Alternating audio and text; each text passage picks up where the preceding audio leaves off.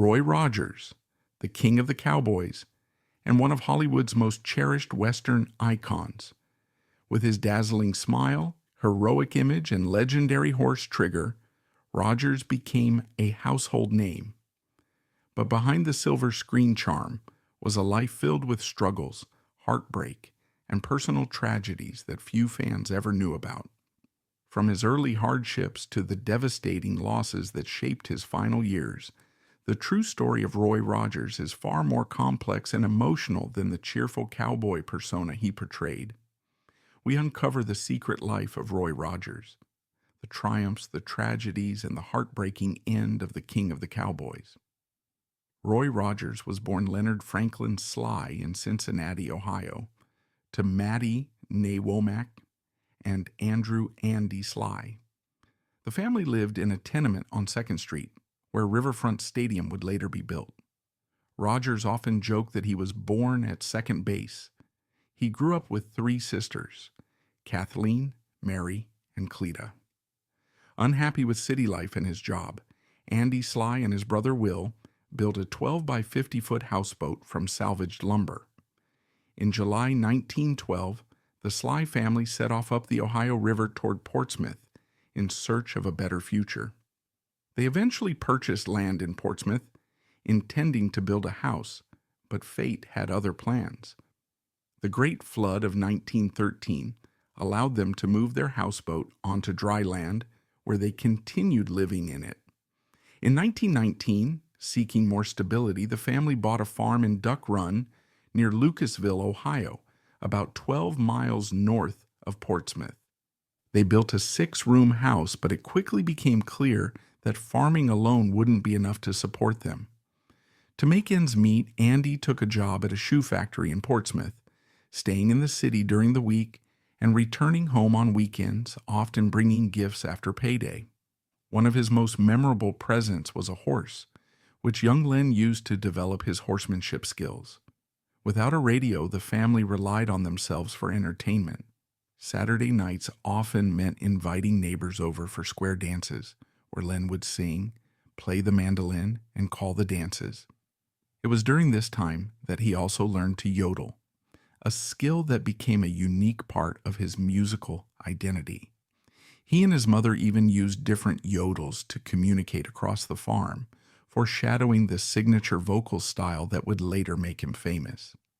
Len attended high school in McDermott, Ohio, but after completing his 2nd year, his family moved back to Cincinnati, where his father took another job at a shoe factory. Understanding the financial strain on his family, Len made the difficult decision to quit school and join his father at work.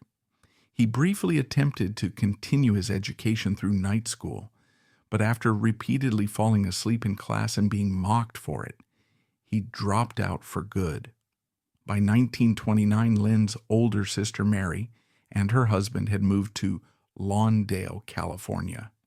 Seeing an opportunity for a fresh start, Len and his father left their factory jobs, packed up the family's 1923 Dodge, and drove to California to visit Mary. They stayed for 4 months before returning to Ohio. However, not long after, Len had another chance to go back to California with Mary's father-in-law, and in the spring of 1930, the rest of the Sly family followed. Settling near Mary, the family rented a small house, and Len, along with his father, found work driving gravel trucks for a highway construction project. But in the spring of 1931, the company went bankrupt, leaving them without jobs. Determined to keep going, Len traveled to Tulare, California, where he found work picking peaches for Del Monte. During this time, he lived in a migrant labor camp, much like those described in John Steinbeck's The Grapes of Wrath. Despite their hopes for a better life, the harsh realities of the Great Depression followed them. Economic struggles in California were just as severe as they had been in Ohio. After returning to Lawndale at 19, Len's sister Mary encouraged him to audition for the Midnight Frolic radio program, which aired on KMCS in Inglewood. Though naturally shy, he mustered the courage to perform, wearing a Western shirt that Mary had sewn for him. That night, he took the stage with his guitar, singing and yodeling for the audience. His performance caught the attention of local musicians, and just days later, he was invited to join a country music group called the Rocky Mountaineers. He accepted the offer and officially became a member in August 1931. By September of that year, Lynn helped bring in Canadian-born Bob Nolan, who responded to a classified ad the group had placed in the Los Angeles Herald-Examiner. The ad read, "Yodeler for old-time act to travel, tenor preferred." Although Nolan's time with the group was short-lived, he and Lynn remained close. After Nolan's departure, he was replaced by singer Tim Spencer. In the spring of 1932, Lynn, Spencer, and another musician, Slumber Nichols, decided to leave the Rocky Mountaineers and form their own trio. However, the group failed to gain traction and soon dissolved. Over the next year, Lynn and Spencer moved between several short-lived bands, including the International Cowboys and the O-Bar-O Cowboys. When Spencer temporarily stepped away from music, Lynn found another opportunity and joined Jack Lefevre and his Texas Outlaws, a well-known act on a Los Angeles radio station. Though his path was filled with false starts, each experience brought him closer to the breakthrough that would change his life. In early 1933, Lynn, Bob Nolan, and Tim Spencer came together to form the Pioneers Trio. Lynn played guitar, Nolan handled the string bass, and Spencer took the lead on vocals. Determined to perfect their sound, they spent weeks refining their harmonies while balancing other musical commitments. During this time, Lynn continued performing with his radio group, while Nolan and Spencer focused on songwriting for the trio. By early 1934, fiddle player Hugh Farr joined the group, bringing a deep bass voice that enriched their vocal arrangements. Later that year, during a radio broadcast, an announcer decided to rename them the Sons of the Pioneers, believing they were too young to be considered true pioneers. The new name stuck, and as the group expanded beyond a trio, it became a fitting identity for the band. By the summer of 1934, the Sons of the Pioneers had grown in popularity, reaching audiences far beyond Los Angeles. Their music spread nationwide through syndicated radio segments that were rebroadcast across the country. That same year, they landed a recording contract with the newly established Decca label and made their first commercial recording on August 8, 1934. One of the standout tracks from that session was Tumbling Tumbleweeds, written by Bob Nolan, which would go on to become a Western music classic. Over the next 2 years, the Sons of the Pioneers recorded 32 songs for Decca, including another enduring hit, Cool Water. Their unique harmonies and storytelling lyrics cemented their place as pioneers of Western music. From his first film appearance in 1935, Lynn quickly established himself in Western movies, even landing a significant supporting role as a singing cowboy, while still credited as Leonard Sly in a Gene Autry film. However, in 1938, when Autry demanded higher pay, Republic Pictures began searching for a new singing cowboy, one they could hire at a lower cost. The competition was fierce, with several hopefuls auditioning, including Willie Phelps of the Phelps Brothers, who had appeared in early Western films. Ultimately, Lynn won the role, and Republic Pictures rebranded him with a new stage name, Roy Rogers. The studio chose Roy for its Western appeal and paired it with Rogers as a nod to the beloved cowboy humorist Will Rogers. Rogers was quickly cast in his first starring role in Under Western Stars, which launched him to fame. Almost overnight, he became a matinee idol, emerging as a direct competitor to Gene Autry as America's most beloved singing cowboy. Beyond his own films, Rogers also took on supporting roles, including a notable appearance in John Wayne's Dark Command, 1940, where he shared the screen with George "Gabby" Hayes, who would later become one of his most famous sidekicks. His popularity skyrocketed, making him one of Hollywood's biggest box office draws. Unlike many stars of the time, Rogers frequently played a character who shared his real name, much like Autry, further solidifying his identity as the ultimate Western hero.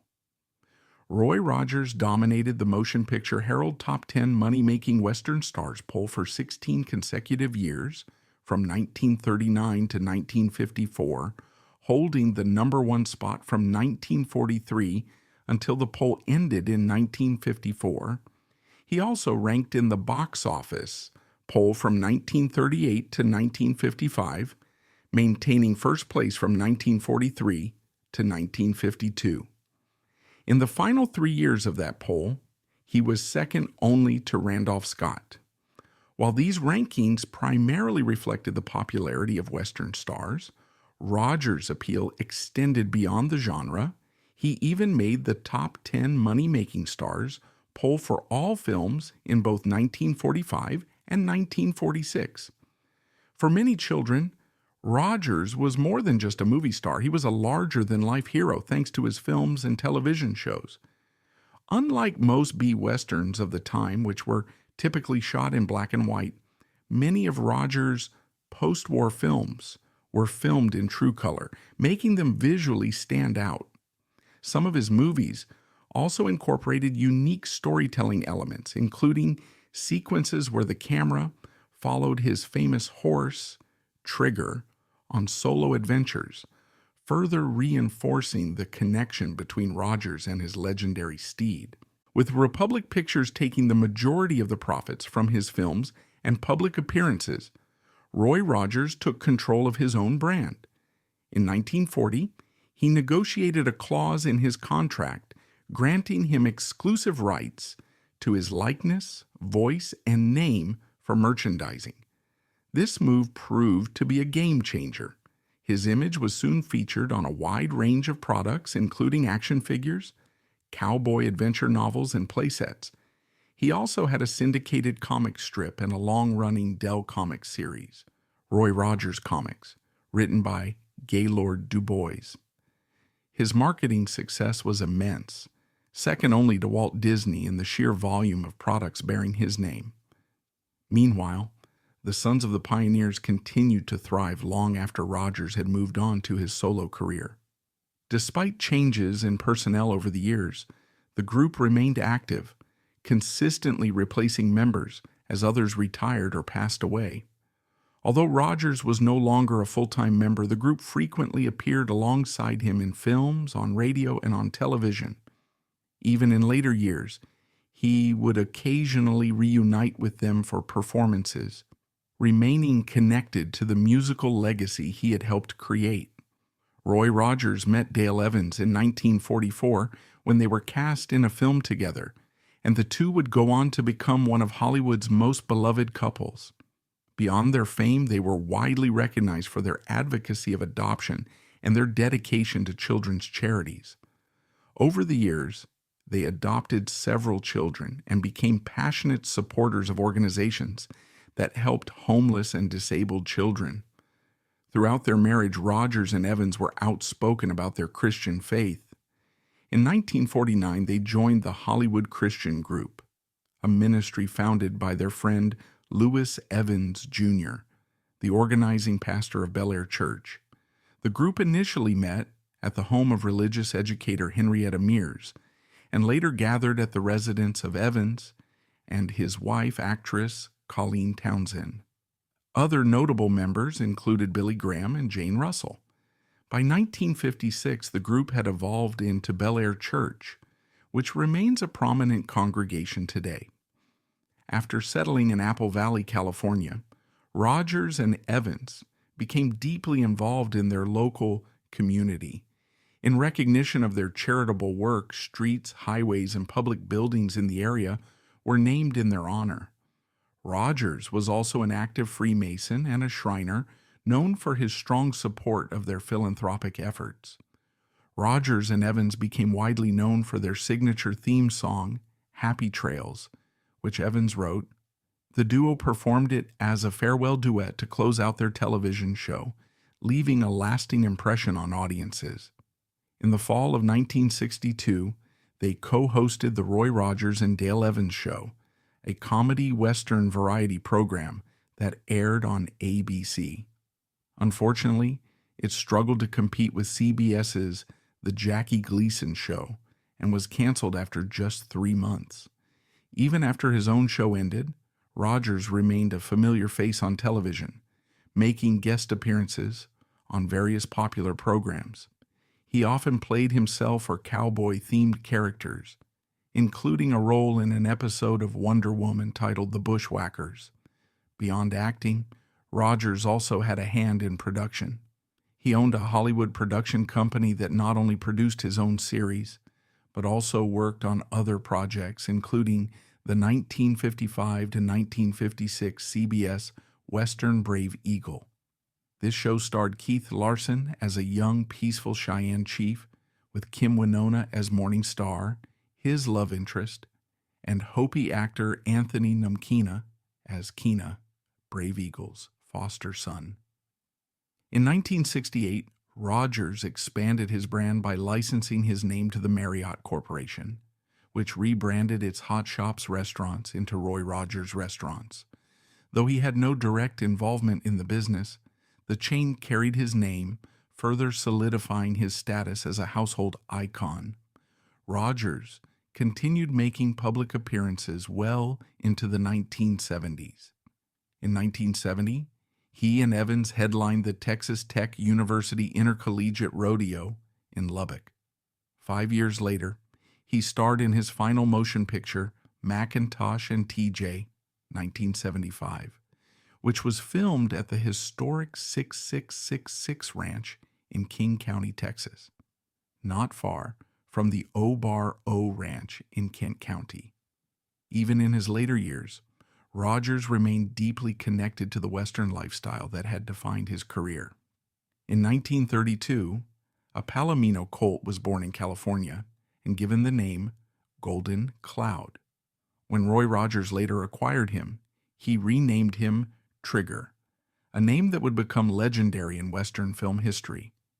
In addition to his famous movie horse, Rogers also owned a thoroughbred racehorse named Trigiro, who won 13 career races, including the 1975 El Encino Stakes at Santa Anita Park. Rogers first met Grace Arlene Wilkins in June 1933 while touring with the O-Bar Cowboys. During a performance in Roswell, New Mexico, she called into a radio station and promised to bake him a pie if he sang the Swiss Yodel. Their connection grew through letters, and after 3 years of correspondence, they married in Roswell on June 11, 1936. In 1941, the couple adopted their first child, a daughter named Cheryl Darlene.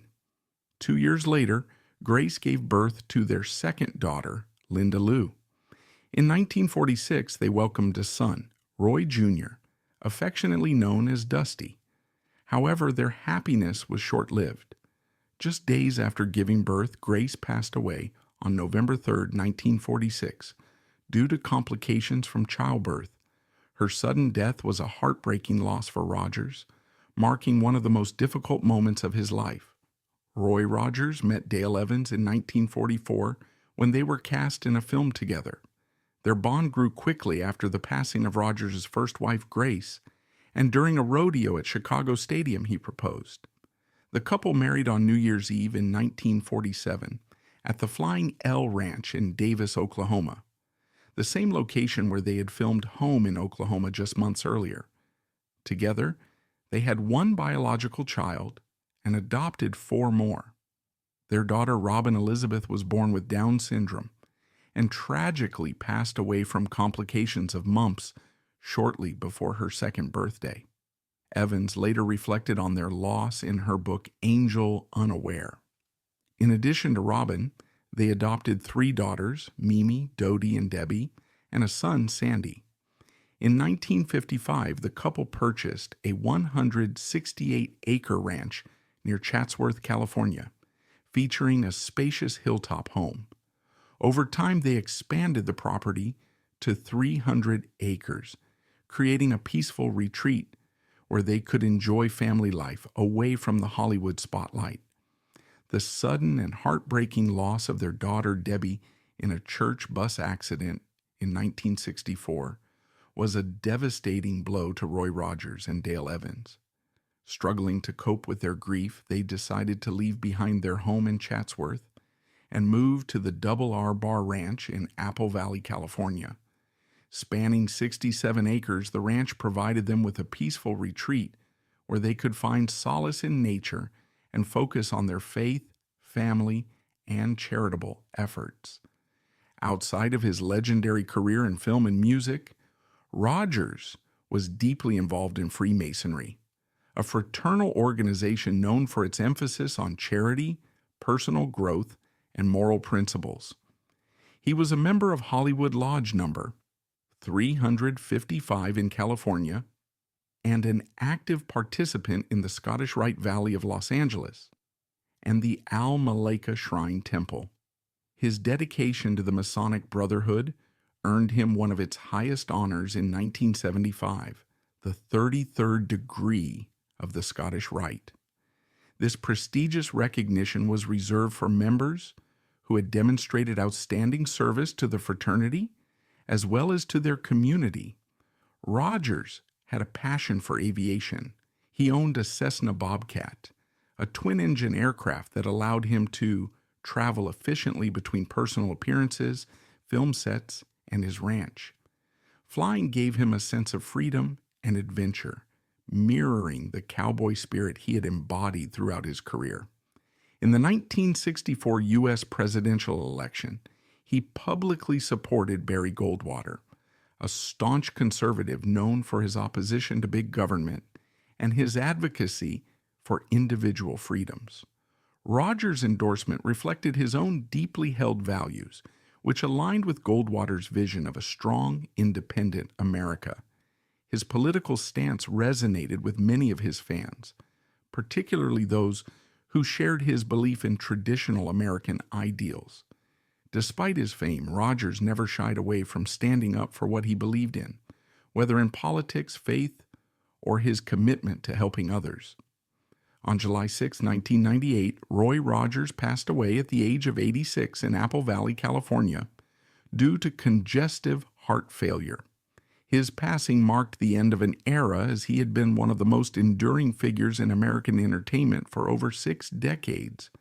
From his early days as a singing cowboy to his reign as a television star and cultural icon, Rogers had left an indelible mark on Hollywood and the hearts of millions.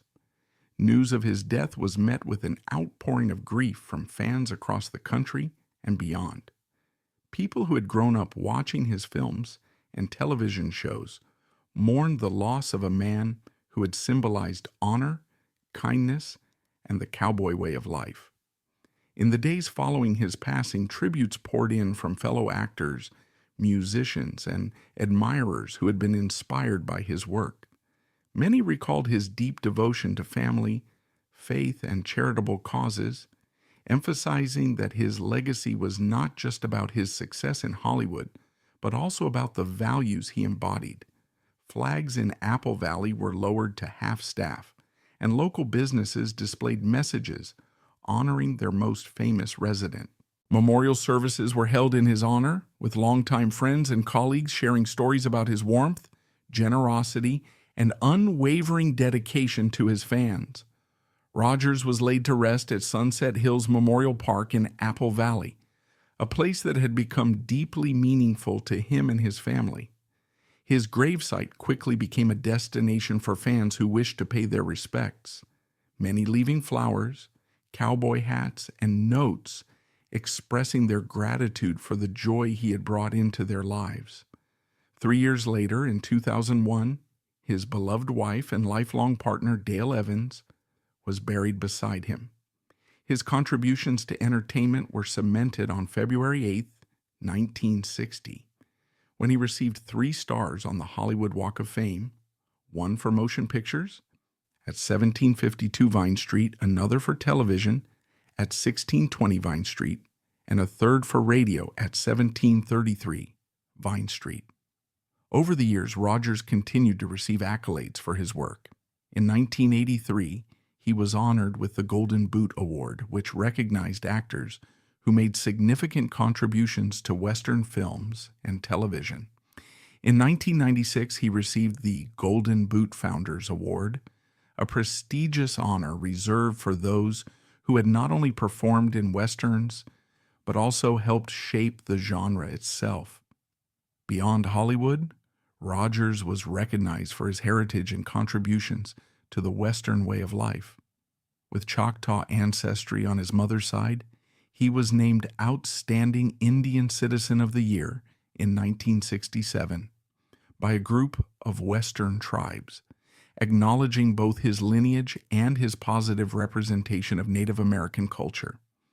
In 1976, he and Dale Evans were inducted into the Western Performers Hall of Fame at the National Cowboy and Western Heritage Museum in Oklahoma City, an institution dedicated to preserving the history of the American West.